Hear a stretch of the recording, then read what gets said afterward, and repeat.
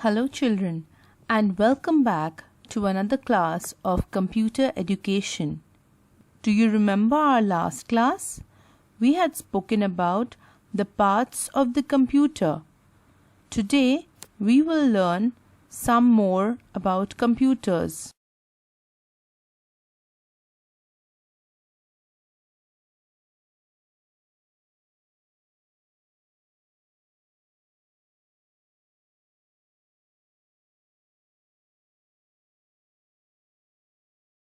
The CPU, the monitor, the keyboard, and the mouse. These are the vital parts of a computer. Without these, a computer cannot work. And what about laptops? All of these parts are integrated together in the laptop. So a laptop is a mini computer which has all the parts fused in one gadget. Apart from the major parts, there are some other devices used with the computer. These devices are called peripherals. Some of the known peripherals are the UPS, the speaker, the webcam, headphones, microphones, printers, and scanners. Today, we are going to learn about input and output devices. But before we go into the definition, tell me about something. Have you seen fruit trees? And where do trees grow from? Yes, from seeds.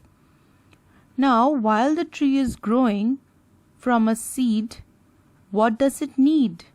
What actions need to be done upon it? Yes, it has to be watered and it has to receive sunshine. And at the end, when it grows into a plant, what do we get? Correct, we get the fruit. So, when it comes to trees and plants, the input is the water, sunshine, shade, care, and the output is the fruit. Now think about a car. What does it need to run? Good, petrol or diesel.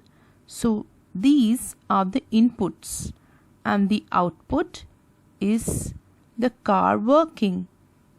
Think about your body now. Have you ever wondered which part gives you an input and which part is used as an output? Yes, our eyes give us input. We can see everything around us and this gets registered in our brain. The computer works in a similar way.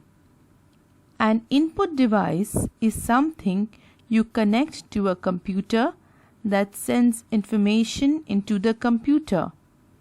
An output device is something you connect to a computer that has information sent to it. So what do input devices do?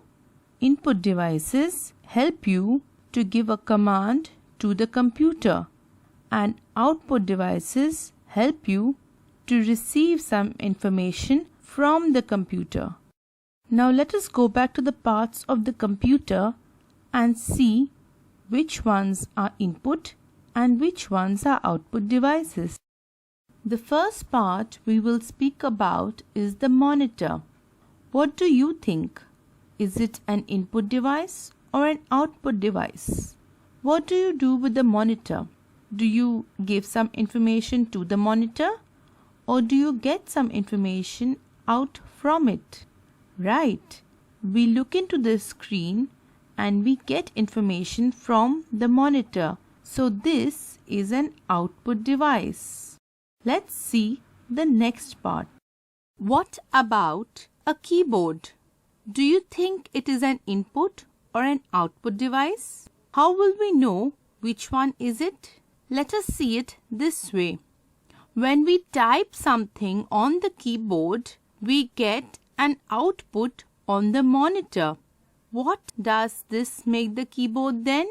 Yes, it is an input device. it helps us to give some information into the computer. In other words, it helps us to give a command to the computer. What about a mouse? What kind of a device is this? An input device or an output device?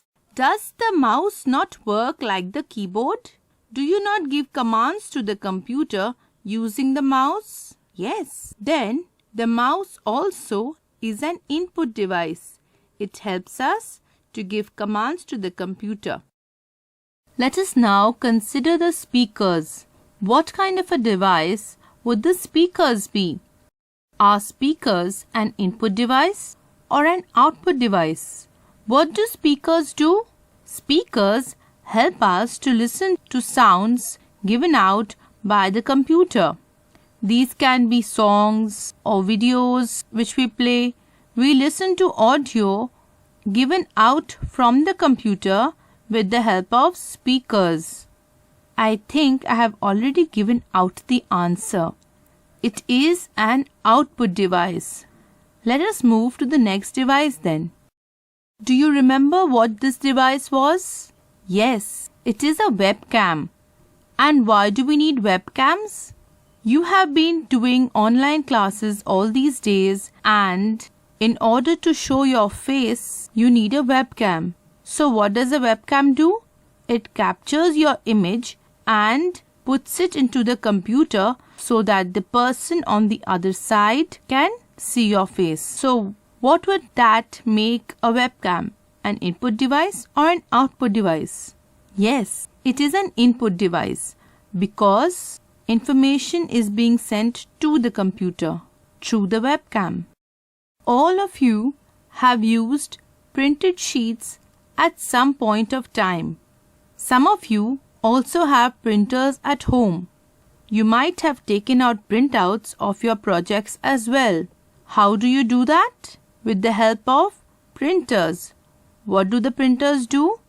The sheets which you place in the printer get printed on with the information from the computer. So the printer is taking out something from the computer. The information comes printed on and the sheet is ready with all the information which was there on your computer screen. So what has happened? You have got an output. So that makes the printer an output device. What is the name of this device? Yes, it is a microphone or a mic. And what does a mic do? A mic helps to amplify your sound and make sure there is no background noise coming into your audio. You can record things on the mic. So, what do you think?